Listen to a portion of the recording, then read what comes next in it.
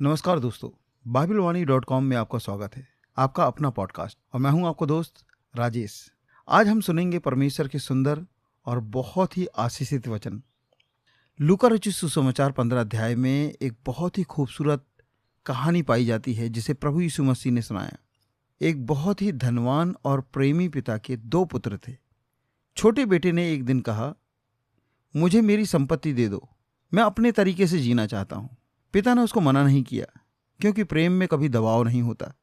जैसे ही बेटे को धन संपत्ति मिली, वो दूर देश चला गया और कुकर्म में उसने सारी संपत्ति उड़ा दी।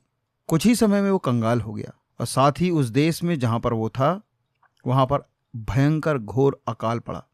अकाल ऐसा था कि उसको कोई भी रोजगार नहीं मिल रहा था, कोई भी काम नहीं मिल रहा था, भूखा था। एक दिन जब सब कुछ खत्म हो गया, उसने अपने आप से कहा, मैं कौन हूं?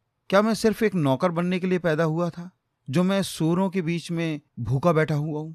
नहीं, मैं पिता का पुत्र हूं। यही सोच उसको वापस उसके घर ले गई। वह सोचते जा रहा था, अपने पिता से कहूंगा, मुझे एक नौकर बना के रख ले, एक दास बना के रख ले। जब वह दूर ही था तो उसके पिता ने उसको देख लिया। पिता दौड़ा, गले लगाया, उसके पुराने कपड़े नहीं देखे बल्कि उसकी पहचान देखी।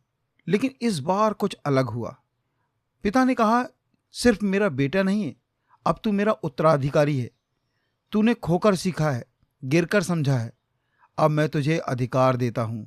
उसने अपने पुत्र को केवल कपड़े जूते नहीं पहनाए बल्कि राजसी वस्त्र पहनाए। उसके हाथ में अंगूठी पहनाई जो अधिकार और शासन का प्रतीक था। उसने उससे घोषणा की, आज से तू मेरा बेटा ही नहीं परंतु इस घर का राजा है। वह पुत्र जिसने कभी सब कुछ खो दिया था, अब सब कुछ पाकर फिर से खड़ा हो गया।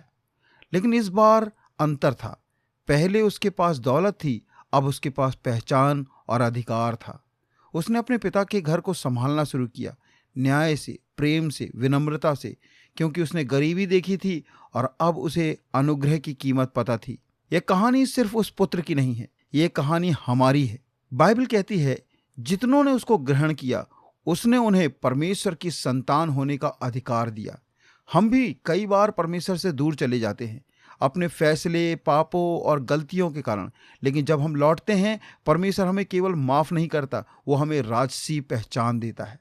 तुम परमेश्वर की संतान हो, राजसी अधिकार रखते हो, आत्मिक राज्य के वारिस हो।